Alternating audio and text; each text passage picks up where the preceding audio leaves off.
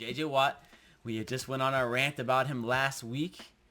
Honestly, I was surprised, and I'll tell you why. Yeah. Because I really did not think that he was going to go for the money, and it seems in my opinion, it seems like he went for the money. He ended up Sure. signing with the Arizona Cardinals, 2 years, $31 million, $23 million guaranteed. hmm So what do you think? What do you think about that free agent signing? Do you think that was a good move for him? For him, again, it depends on what he wants. It was a lot about the money, obviously location as well. Arizona is a nice place to live. No Phoenix, state Arizona, tax. right? And it's a nice area. So I mean, he's got a family. He wants to just take it easy, relax.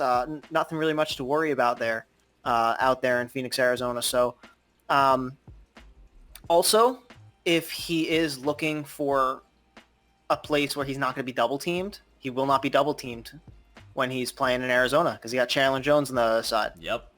Both about the same spot in their careers, but Chandler Jones seemed to have a later resurgence more than J.J. Watt seems to be on the downturn a little bit. So, but he will not be doubled. So he'll be able to get some work. And if that's what he's been looking for, because in Houston, he was the only guy on that pass rush, pretty much. In Buffalo, he'd be the only guy on that pass rush. Yep. And a lot of these, Green Bay, he'd be the only guy on that pass rush. So in Arizona, he's getting the money, and he's got a place where he's not the focal point of that defense. So he's not going to get a lot of the attention from blockers and stuff like that. And that might open him up to make some more plays.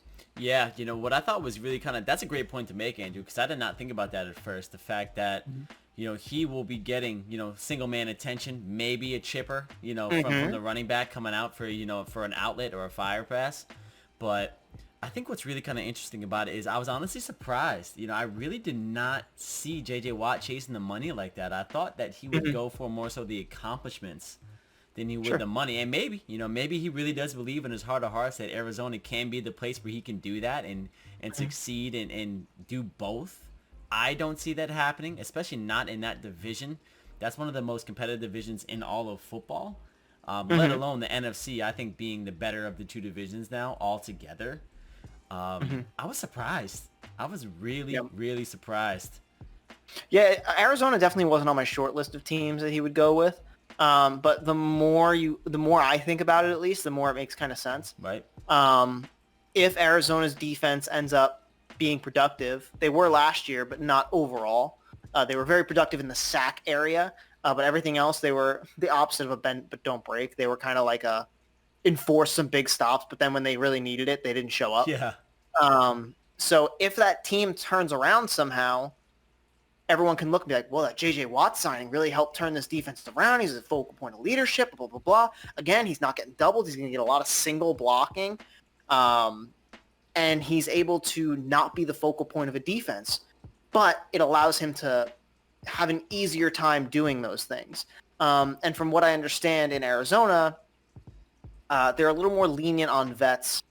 You know how there are some teams that are like, everybody practices as hard as they can every single day. Yep. And there are some places that are like, it's a little more nuanced than that. It seems like that way with Cliff Kingsbury in Arizona. It seems like he runs a looser ship around those parts, which for some organizations and teams it works. And maybe that's something that JJ was looking for. He didn't want to practice super hard every friggin' week, and he wants to put his work in the offseason. Once the season starts, he wants to focus on game day, get his brain right, and watch some film and stuff like that. So we'll see how it goes. It's a great signing for Arizona. Absolutely. An awesome signing for Arizona. But as far as J.J. Watt's interests are concerned, who's to really say? Yeah, and the jury's still out, obviously. We haven't even seen him in an Arizona Cardinals uniform yet, right? So it's still very early to speculate. But, you make a great point there, Andrew. Maybe the younger system, the younger head coach, the younger supporting cast might actually help him sort of maybe rejuvenate. Because like I had said kind of in prior videos, it really does feel as though J.J. Watt sort of has hit a downslide there in Houston. You just didn't really hear him getting talked about like he used to. And, maybe, going to a new place, younger, regime, younger head coach, newer mentality.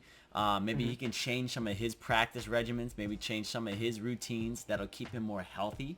But you never know. This could be the place where he really revitalizes his career and does some big things going forward. I'm very curious to see.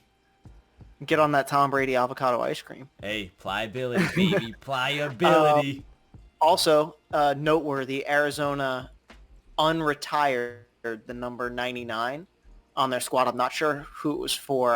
I might get yelled at for that, but they did unretire the number 99 for their organization so that J.J. Watt could wear it. Nice. That's a good touch there. I like that. Mm-hmm. If you're trying to woo a guy, that's sure. how you do it. That's Unretire a retired number. How about that, huh?